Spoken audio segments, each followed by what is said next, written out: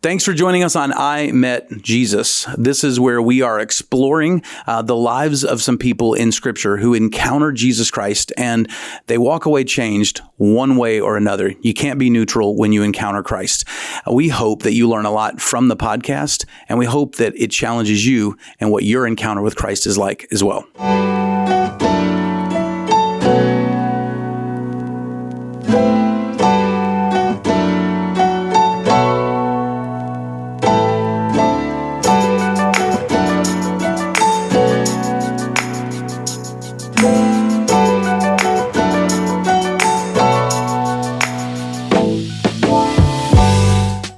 Welcome to the Crossroads Podcast. I'm Jason Collins here with Wes Barnett. Why are you doing that voice? Here with Wes Barnett.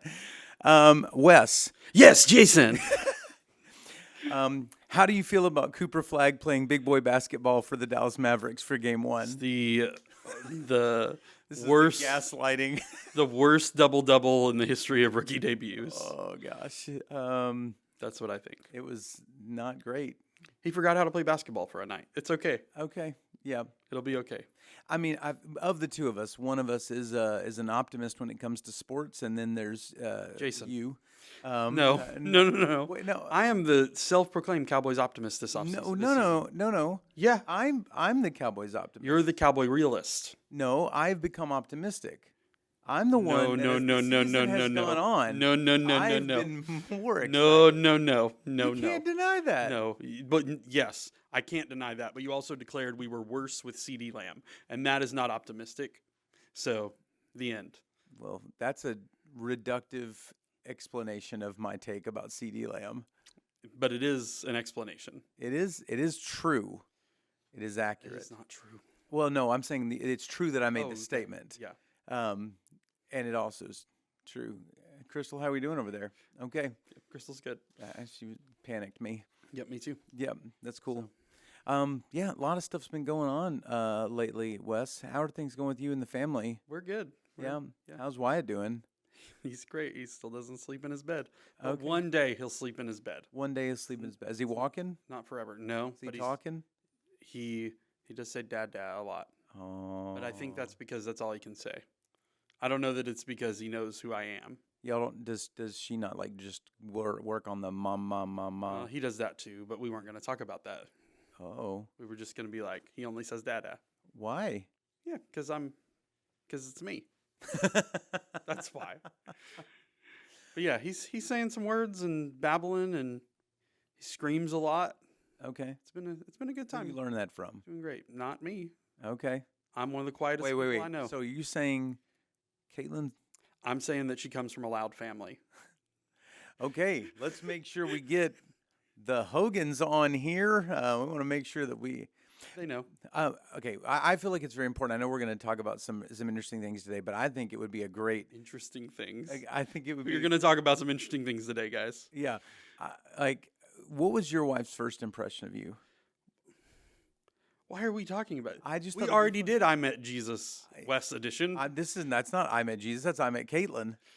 She That's a liked whole me. nother podcast. I assume she liked me. She stuck Where did she see you at first, at a coffee shop and in what context? at a young adult event, and I was running around a parking lot, running from you, which is similar to what I want to do right now. Run away. You were running yesterday too. I wasn't running yesterday. I wanted to run yesterday. Jason, so we got a fancy coffee machine at church. Getting ready for our Christmas series. We're gonna do some fancy coffees for you guys. We got a fancy coffee machine at church, and we're testing it out for Christmas. And we have a resident barista. His name is Jason Collins. And I think he made 37 lattes yesterday. I got latte, I think, My heart one. was pounding so fast. Yeah, I think I got latte one. It was extra strong. It's really strong.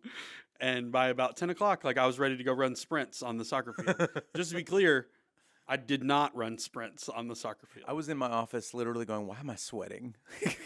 Well, that's because we keep the office at 75 degrees. When did that happen? Because it's been freezing in our office know. for years, and suddenly it's warm. It's because there's some people on staff that always think it's cold. So, Old people.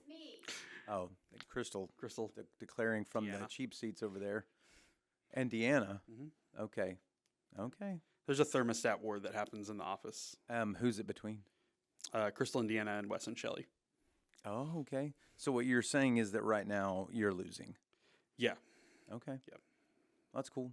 Well, today, Wes, I'm Today. gonna turn this over to you. You're Well- running the show today. I'm not. Well, where's Kevin? I don't. Who knows? Who knows? I feel like that's he's when I'm not on the. busy Hold with on. work. Hold on. When I'm not on the show, when I'm not on the podcast, we do a whole bit about where I am. I know. Kevin doesn't show up, and there's nothing. Why? Why? What is this? Look. Okay. Where do you want to say that he is? He's working. That's literally where he is. He's just at work. He's busy at work. Okay. Anyway, I met Jesus today. Jason Collins You edition. met Jesus today, guys. I'm not the host of the I'm show. so excited. Wes now has met Jesus as of today. We are on a podcast called I Met Jesus, and Oh, today there we go. we're going to talk about how Jason Collins met Jesus. Ooh. So, and then we're going to walk through some of your life and talk about how you've seen God move All right. throughout your life. So you got questions? I have some prompts. Okay. They're not all questions. Okay. So, There's statements. talk to us about your life growing up, Jason. That's where we're going to start. Give us some background on your family. Where'd you grow up? How did life begin? I was born in a hospital at an early age to be near my mother. I-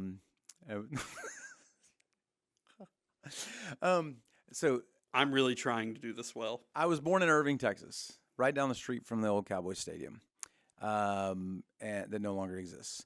And my dad was working ultimately he ended up at Exxon, but I think he was with us some sort of a smaller subsidiary down in the oil fields of South Texas.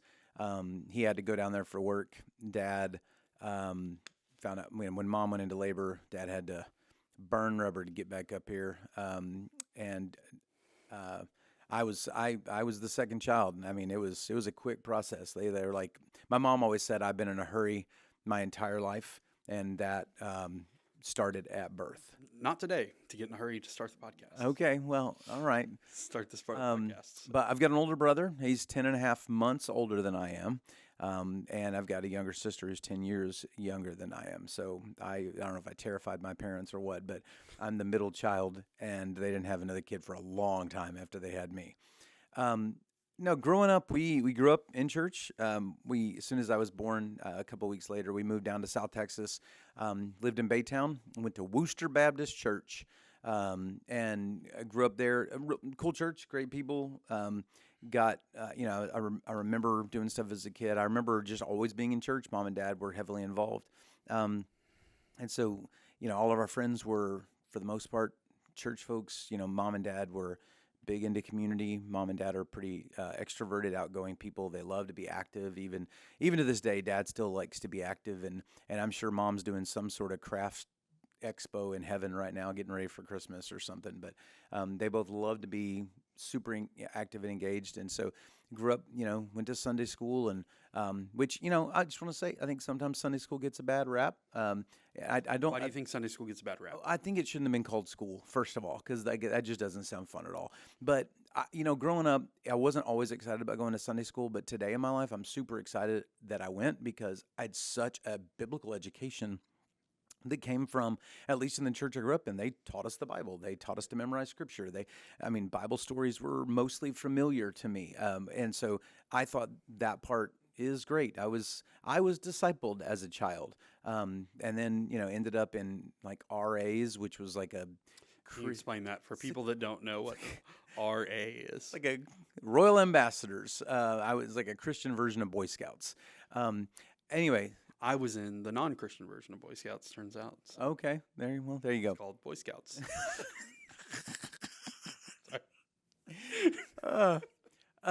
When I was 7, I walked down front. Were you still at like Wooster Baptist Church? Oh, yeah. Okay. Yeah, absolutely. I was there until I was, high school. Okay.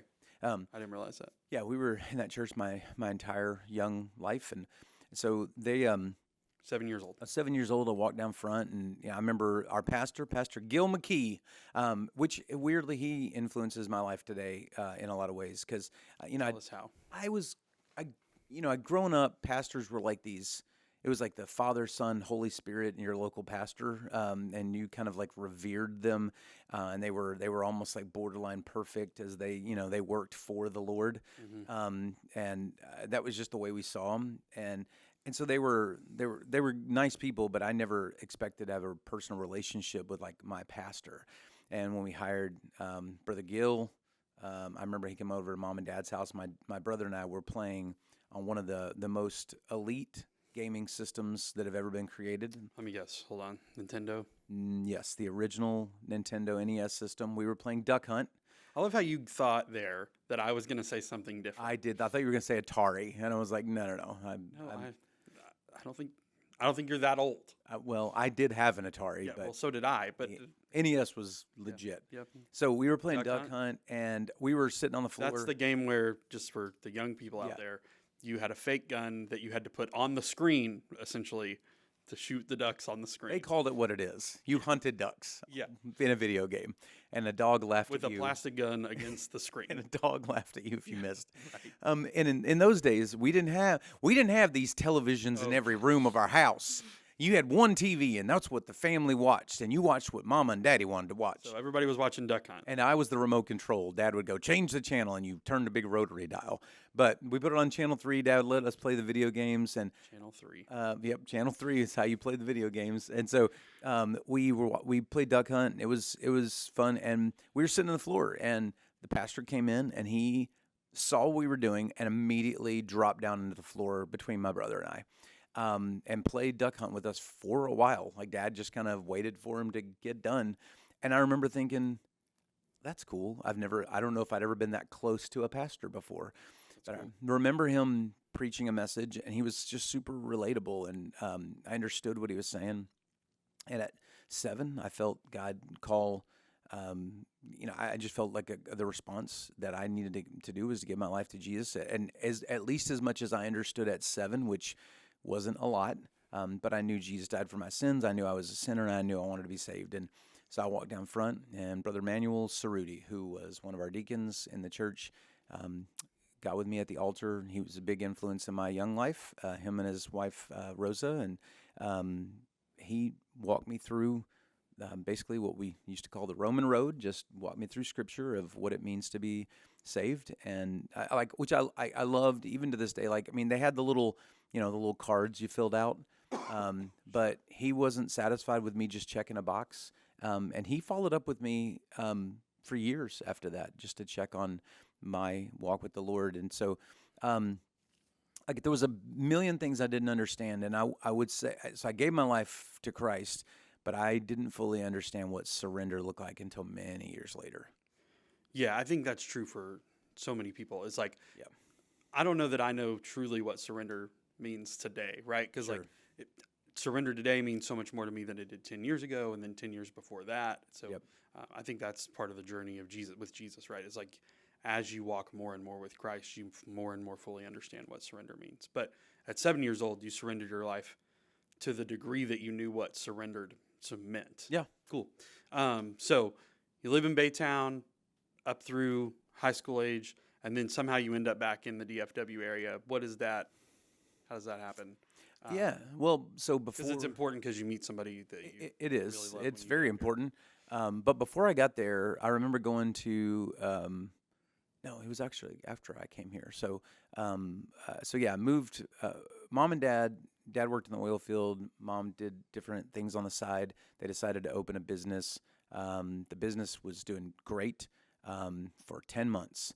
And then we hit a recession, and the business went under within a few weeks. We were done. Mom and Dad put everything into it, and we had to sell our homes, sell cars. We sold everything we could sell, and we packed up whatever was left, which wasn't a lot, and moved from Houston to Dallas and moved in with my grandparents for a little while. And I kind of bounced through a couple of different churches, but ultimately was at my cousin Tracy's church, which was a Pentecostal church, which was Woo! Yeah. It was more energetic than the church I grew up in. And it was really exciting and amazing. And I remember between that and the church my parents were going to, which is a church called Matthew Road in Grand Prairie, Texas, Both churches were in Grand Prairie, and I bounced between these two churches, Okay. which I think had a pretty significant impact on my life. But I remember going to camp one year, and at Falls Creek in Oklahoma, and Chris Tomlin, who was not the Chris Tomlin we know today. Unknown worship leader. He was new, Chris Tomlin, and Louis Giglio. now literally referred to as like the worldwide worship leader. Yeah, Chris yeah. Tomlin. That guy, and Louis Giglio, who's now also a big deal, but back then he was just like the coolest youth Cool speaker, young hip pastor. right? And I remember them preaching a series, and he preached about what real surrender looked like. And I remember I didn't even stay for the whole message. I remember walking out of the worship area and standing next to a tree in Oklahoma. There was like there's not a lot. It's hot. There's not a lot in Oklahoma. Right. There are a lot of trees in Oklahoma. Not there weren't a ton at Falls Creek Not at Falls the time. Creek. It's true.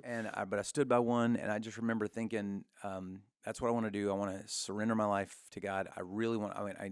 Whatever you want me to do, that's what I want to do. And I really intended to do that, but the spirit and flesh go to war with each other. Sure. And so through high school, I would say I had a relationship with the Lord.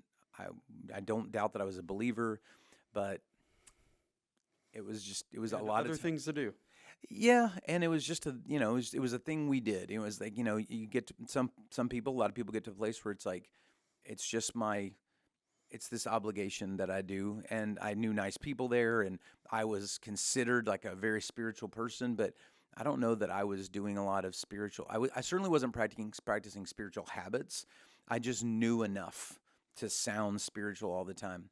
I met a radiant, beautiful, glorious young woman named Crystal Danielle Sherrod. We'll do the I Met Jesus Crystal edition one day. I'm so ready for that. I don't know if you know this. Yesterday, I pitched that Crystal should have been on this podcast. She should. Yeah. Oh, man. She wouldn't, though. Missed an opportunity there. But I met her. She was Church of Christ. So I just want to put this together. Go ahead. sorry. I was trying to mimic what silence would look like. It would sound like on a podcast, but it not be silent. So, just so you know, Church of Christ, Pentecostal, different. Wildly different ends of the spectrum. So even at the Baptist church that I was going to as a kid, I mean, we were trying to become contemporant. And so we just so y'all know, that's contemporary and relevant mixed which together. Equals not relevant. And so we were doing the 7-Eleven choruses back in the day. Shine, Jesus, shine. Is that what we were doing? He is exalted, the King. I exalt thee. Like those songs. What? This might be an unpopular. That might be one of my favorite eras of worship music.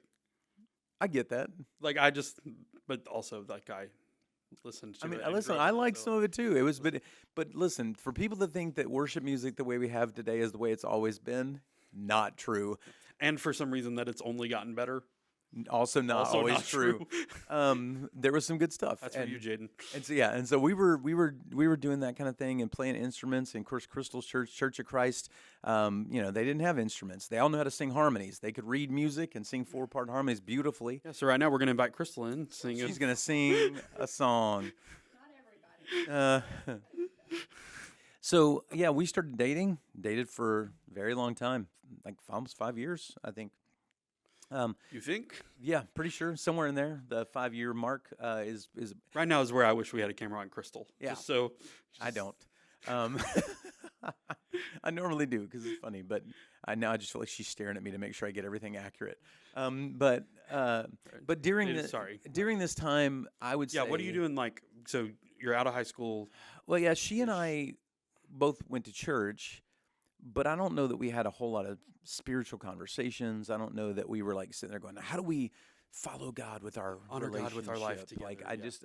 That wasn't as much a thing. And there was a couple of years of life where I barely ever went to church. Mom would reach out to me and want me to go all the time, and just wasn't going. And we were just doing a lot of times what young couples do, which is enjoying life, hanging out with our friends, going to movies, going out to eat. And then there was a Sunday morning that changed my life.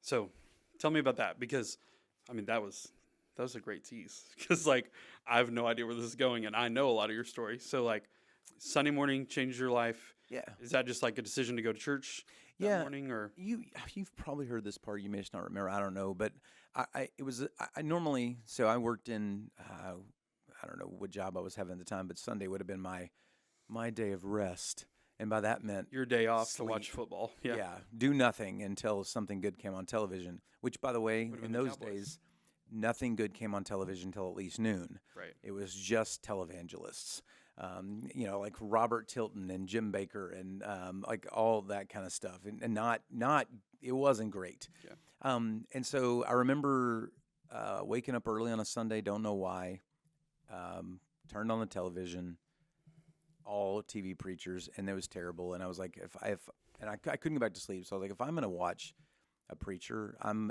just going to go to the church. Yep. And Mom will be so happy.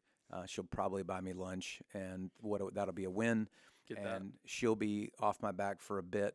And that was really my motivation. And went to Matthew Road, and they had changed service times. I thought I was coming at the time the service was, but in the time away, they had decided to change times. They didn't consult you on that for some reason. I wasn't asked. But then, so I got to go to the college and career class, which is like a title we gave to young adults when we were like, I have no idea, just throw them in there together. Yeah. And how old were you at this point? 19, 20? I was probably, 19, 20 years old, somewhere around there. 21 maybe. And because it was shortly before we got married that all this happened. And so I remember going, and two guys walked up to me and asked me if I wanted to come to like a prayer meeting with college students that night. And I said, that I would love to. That would minister to my spirit so much. Yeah, there's really nothing else you can say when somebody asks you that at church, right? Like, Yeah, because I do had you want to come hang out with us? We haven't seen you in. there was zero chance I was going. Yeah, I didn't yeah. know these two guys at all.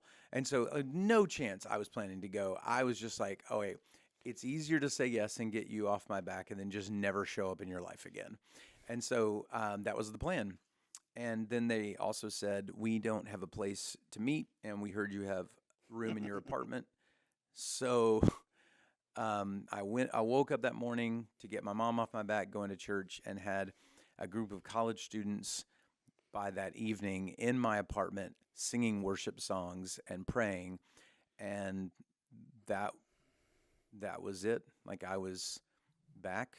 I wanted to serve God with my life, and all the things that there was a lot more that I've kind of glossed over, but there was so many things that had led up to that moment of going, I don't just want to claim to be a believer. Like, I want to live like it imperfectly, like all of us do, but I want to serve God. And it began the process that ultimately would end up with me in ministry. And I didn't plan to be in ministry at that point, but I knew I wanted to honor God.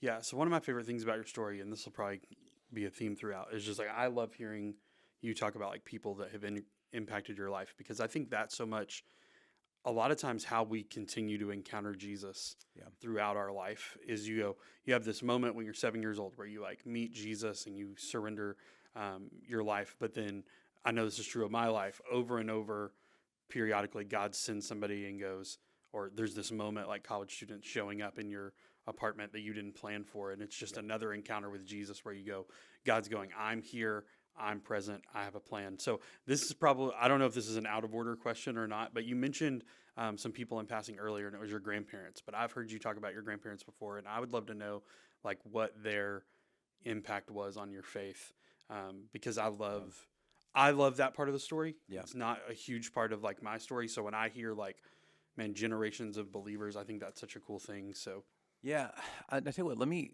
get to my grandparents kind of last, because I think one of the things that, like my journey to faith, there was some heavy lifting done by a lot of people. Okay. And they're probably by far one of the biggest influences. So I'll end with them because there's some heavy hitters there. But I think about, I mean, again, I talked about Rosa and Manuel Cerruti, and that name is burned into my brain forever.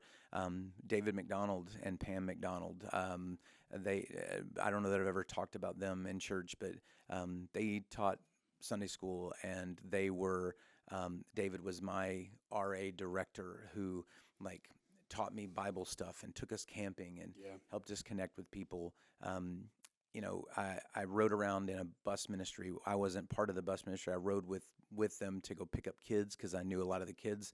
And Mom and Dad somehow got me in on that gig when I was young. And I met a guy named Henson Hill. Henson was one of my childhood best friends. He's a believer.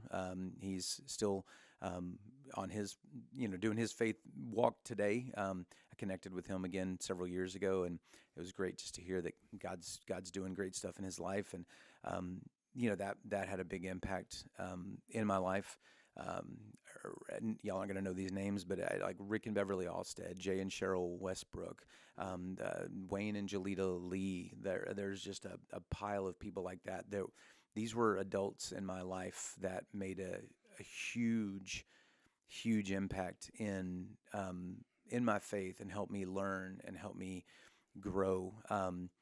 Warren and Carson were the two guys that asked me to join the prayer meeting that day.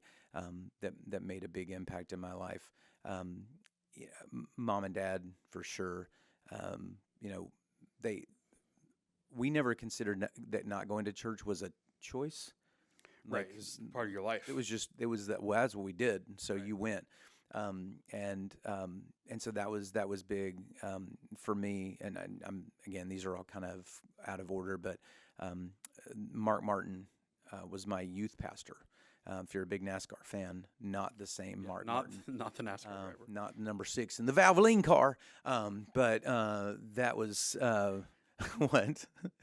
You're in and out of voices today. It's just next level. So thanks. But welcome to the Crossroads podcast. Welcome.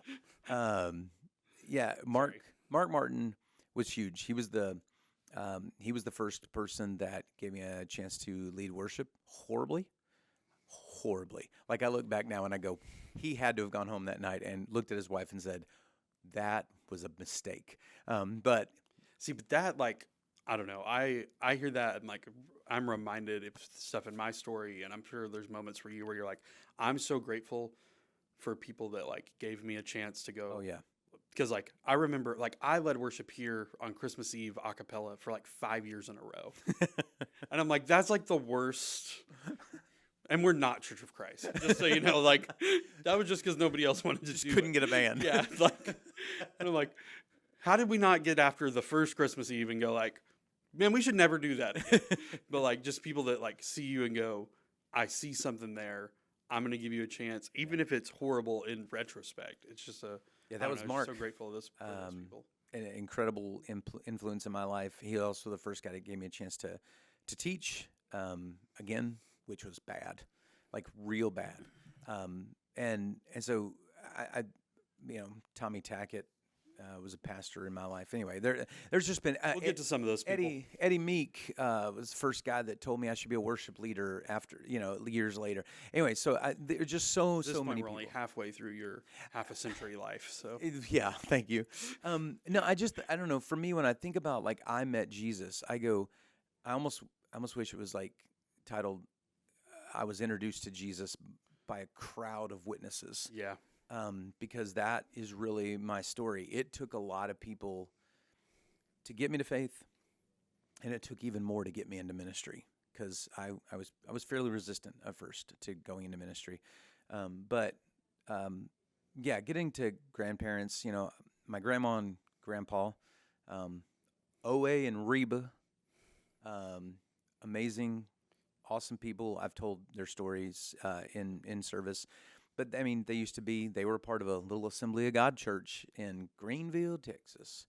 And they would drag us into this little 20 minutes from my house. Yeah, backwoods. Just, tambourines and big dresses, big denim skirts back in the day. And you go in there, and I would, every time we went in, when the grandkids were there, it was this kind of church. Like, the plans were not set in stone. So you bring your grandkids Sure. in, all of a sudden you're like, "Has Jason got a song he can do for us today?" And so, you get up and sing a song, and they're like, just Tracy, which my cousin, Tracy got a verse she's memorized she wants to share with the church. And it was just that kind of an Oh, yeah, experience. I love it. And so it was cool because like it just kind of, I don't know, I think that influences more than I realized because it was such a participation thing, and it's what I strive for in our church today is be a participant. And then Mama and Papa, Joy and Carter Hart.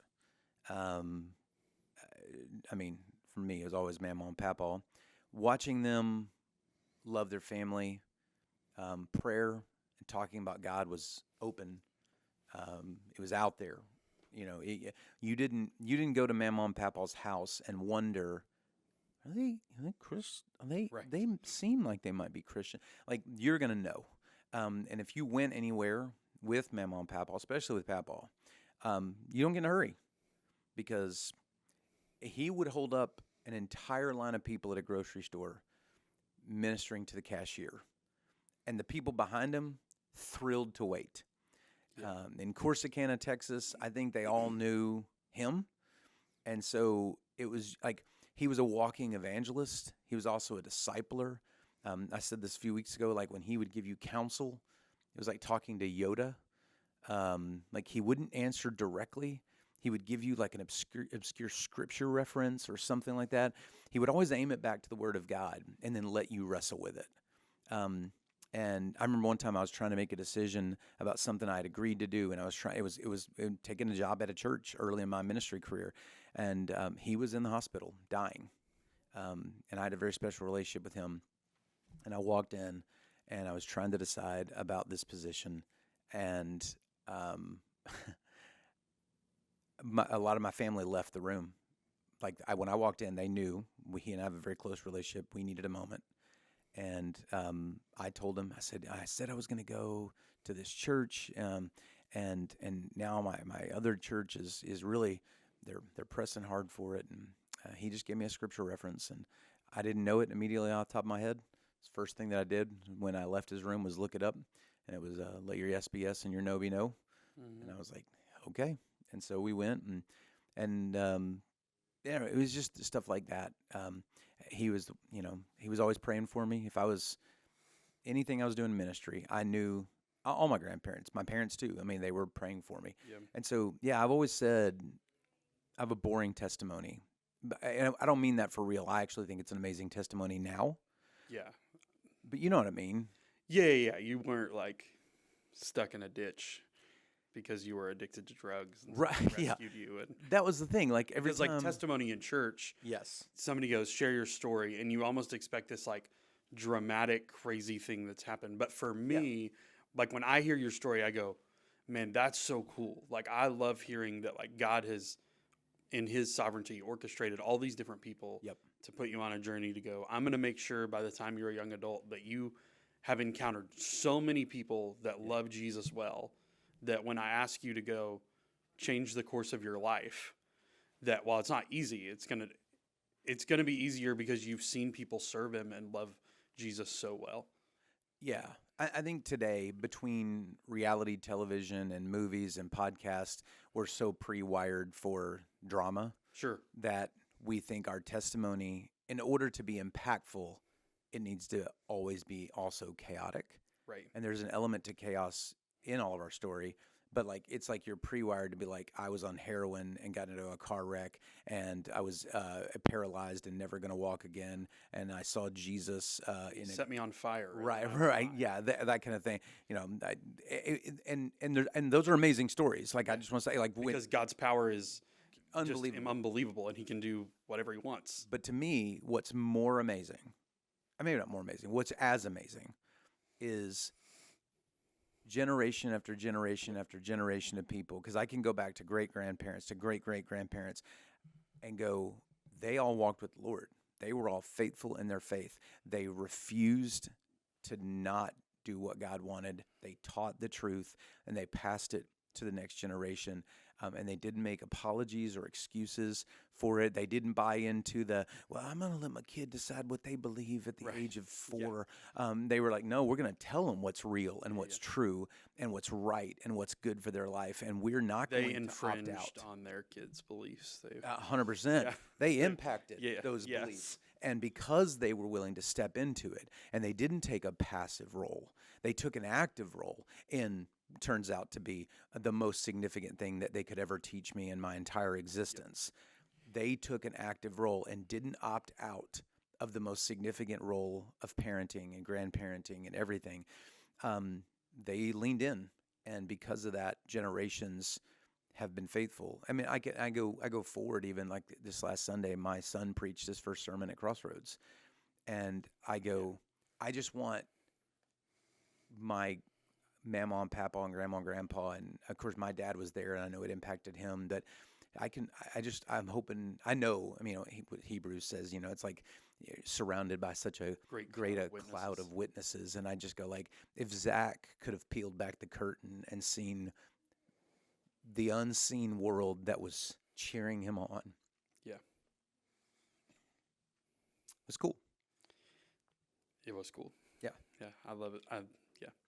So I'm going to jump back to your story Yeah. too, because like I said, we're only halfway through your 50-year journey. So I want to think about man, I'm trying to like keep us on the rails so I also don't start crying. Yeah, So, you're good. You're good. I got you. Tell us about going into ministry, what that decision was like.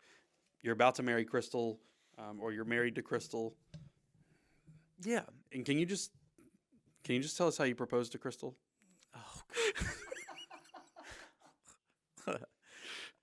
Yeah. Sorry, this is.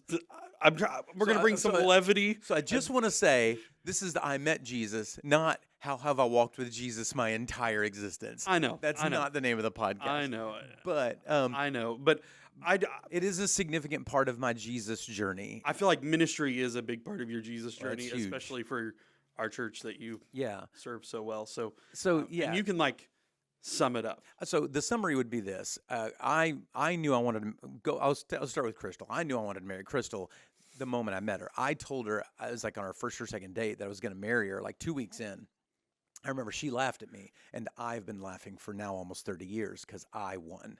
I got her, and I've always said, if you want the best ones, you get them when they're younger, when they're young and dumb, and before they figure Really? this out. That's the best way to get them. Keep talking. And so, no, I told her I wanted to marry her. I think she thought I was maybe insane. But 5 years later, we were married. There's a lot in that story, but we got there, and it was cool. But just before we got married, I decided, after lots of people had said, you should be in ministry, you should be in ministry. I had a job where I was making good money, like real good money for my age.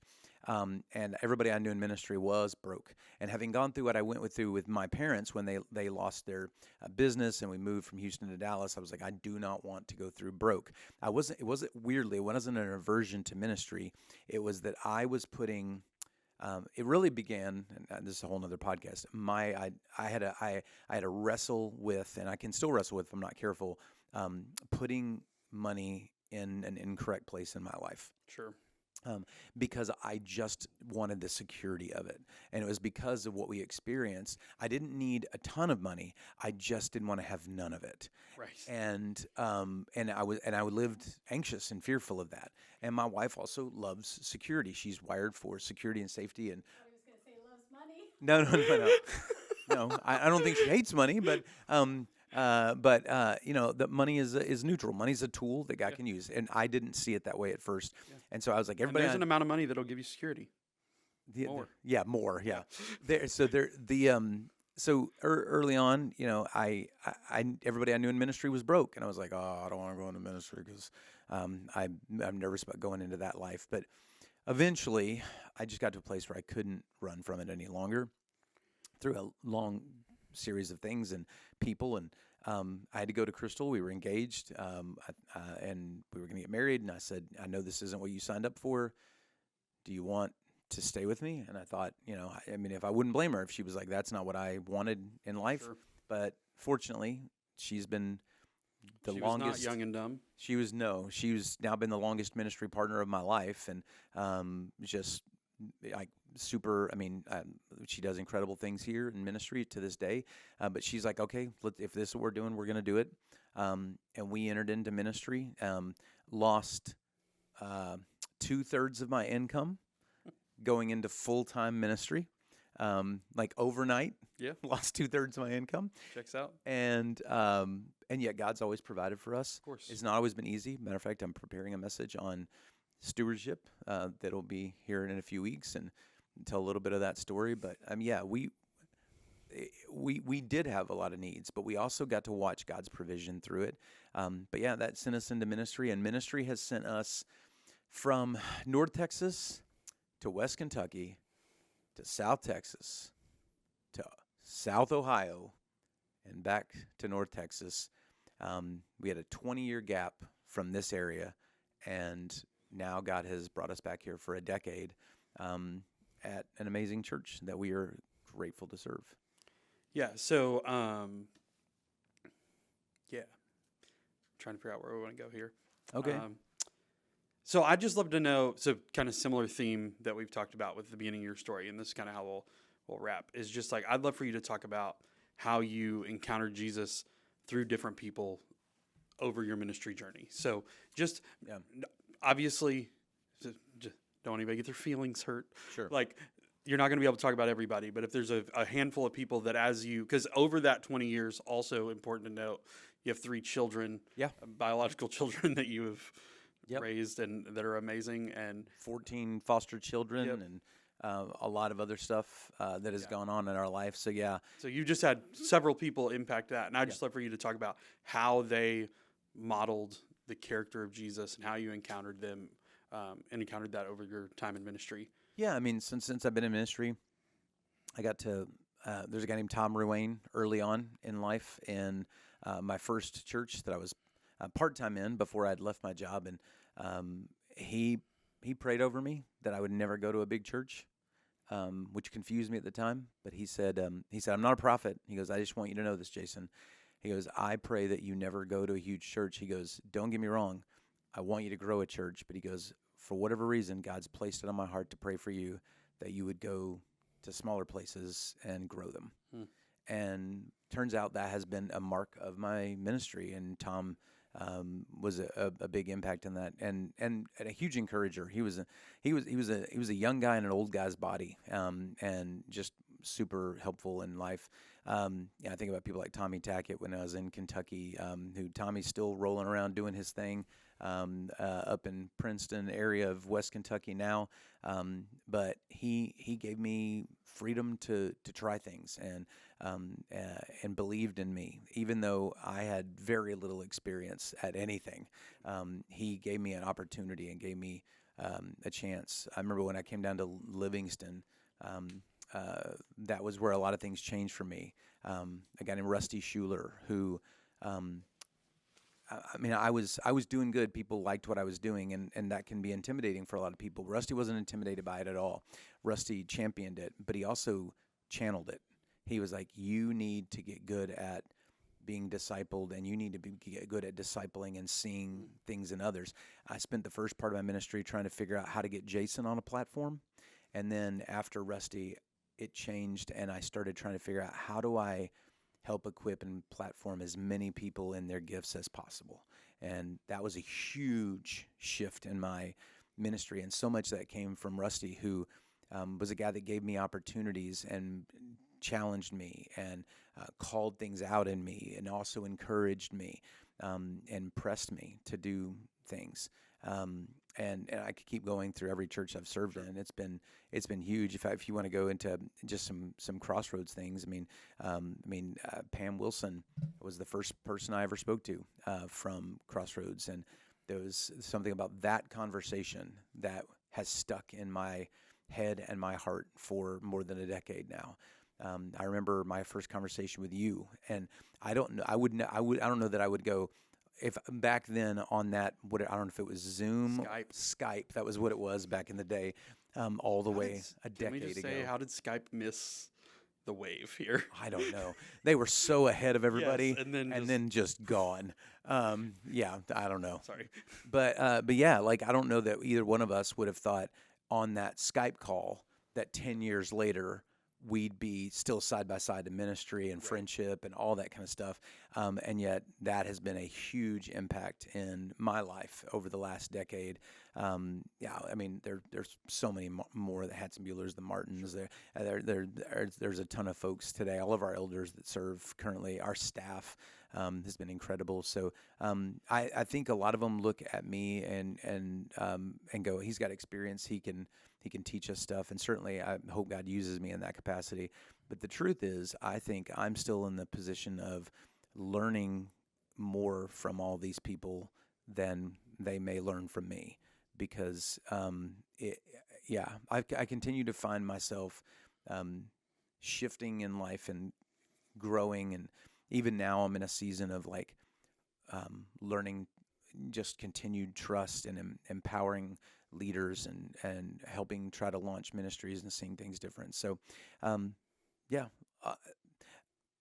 that, and I could probably name 100,000 other people that are in that journey. But those are some big names in my life. Yeah, I think so. The way I want to wrap is just to ask you this question: if you were talking to somebody that's like, I feel like a theme in your life is just like continued surrender, and like it's somebody that's watched you over the last 10 years. It's been super inspiring to me because like I remember you coming here, and like even I was super young then. I'm still young. I was super young 10 years ago. I don't know about young now. I mean, I was younger than Zach 10 years ago, so I was pretty young back then. Yeah, yeah. That's what I'm saying. I'm just saying today. When even that, like I remember when you coming here, like it made no sense to me, but like watching you, like mathematically, it made no sense. Yeah. Practically, it made no sense, but watching you surrender. I came from a church of a few thousand people with 40-something staff members to a church with one part-time staff member and me, and not very many people and no financial resources. And on paper, I've said this in church, but like on paper, people that I knew were like, you're committing career suicide. Right.